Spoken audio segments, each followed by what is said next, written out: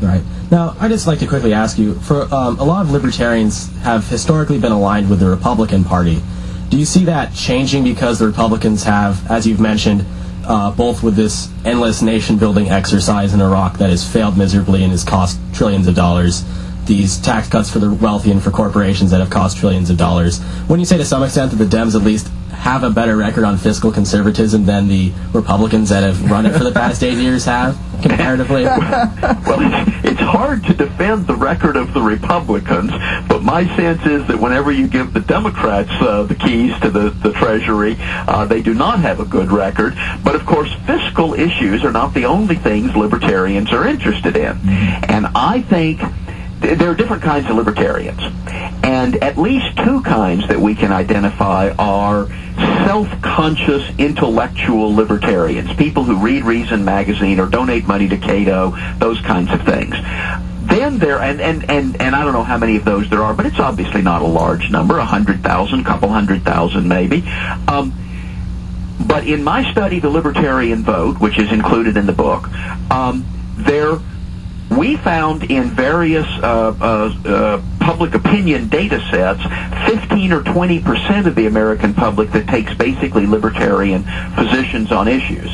So you have at least two different questions. How will the intellectual libertarians react, and how will the broad 15 million libertarian-leaning voters react? And then on the latter point, what we found was that they have traditionally voted 2/3 to 3/4 Republican, basically on economic issues, fiscal conservatism, as you talked about. But in 2006, they were down to almost 50-50 Democrat-Republican. And I think that reflects dissatisfaction with the Republicans on fiscal issues, excessive social conservatism by the Republicans, the war, and also the general sense of corruption and having stayed in power too long. So the question is, what will happen in 2008 and beyond? The Republicans will absolutely be able to demonize Nancy Pelosi and whoever the Democratic presidential nominee is as big government, big spending, anti-free trade liberals. But they will have to win these voters back by attacking the other side. They don't have a record that they can defend, and that's why a lot of American politics is negative. The interesting thing to me is that the Democrats being offered these libertarian voters are not showing any interest in them. You don't hear anything from Hillary or Obama about issues that would appeal to libertarian voters, except some mild criticism of the war.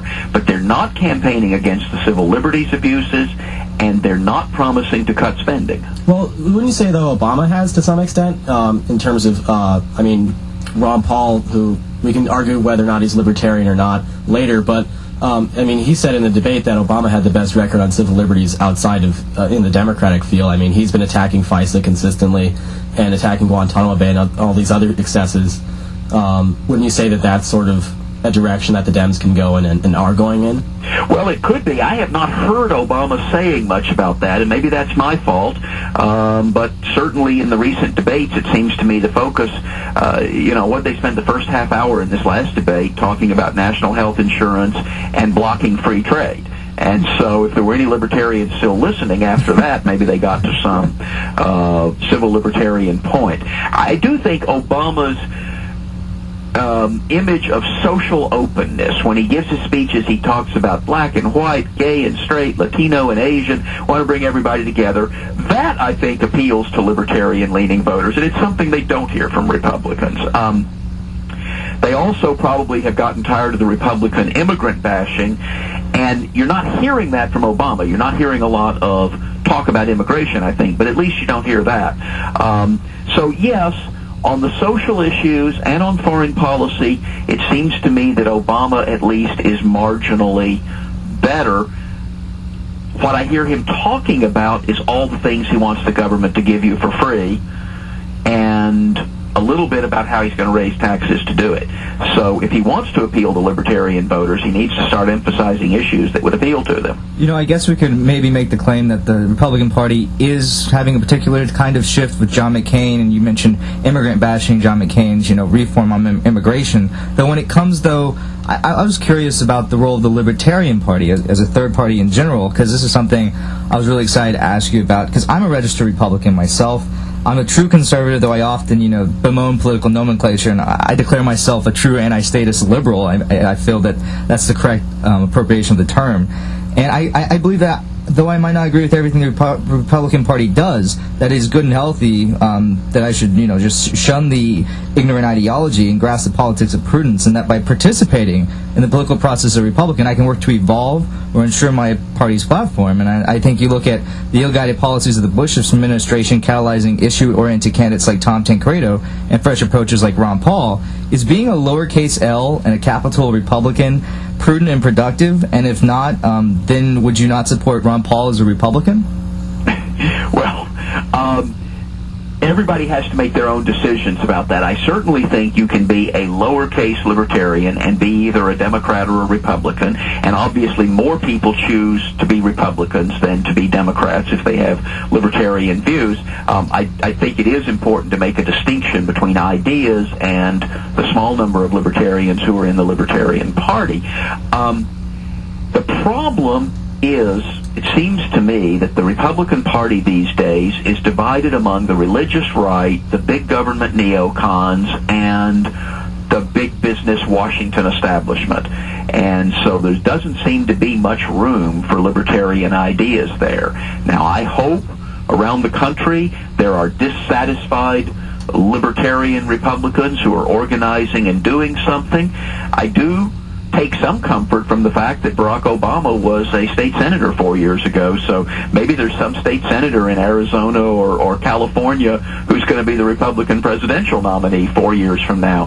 But I think it's becoming increasingly tough. I have an op-ed in the San Francisco Chronicle today, which actually you can find on the Cato Institute website, about the death of William F. Buckley, and what I see as it's kind of symbolically sealing an end to the American conservative movement, because the conservative movement used to be anti-statist, pro-free enterprise, federalist, constitutionalist, and today, judging from the wild cheering for President Bush at the Conservative Political Action Conference, today's conservatives are just Bush Republicans. There was wild cheering for Ann Coulter, too, there. So. Well, Ann Coulter at least is an ideologue, even if she's kind of loony. Bush is a guy who has dramatically increased the size of government, launched this nation-building project in the Middle East that any prudent or traditional conservative would have predicted would be a failure, and that Bill Buckley said was a failure. And yet you had conservatives stomping and cheering 4 more years, and that, I think, is a sign that the Republican Party and the conservative movement are not representing the libertarian anti-statist impulse that I think is still there in America. And I got a lot of depressing things to say about that. I do say in the book that I think in its broadest sense, liberalism and freedom are in fact doing fairly well in America, not as a result of the politicians, but as a result of the innate good sense, the U.S. Constitution and the lowercase constitution of the American people. We have managed to keep government under control despite all the bad things that we're talking about, and so we do live in a free society, and that's something to be glad of. It's just not something we can thank very many politicians for.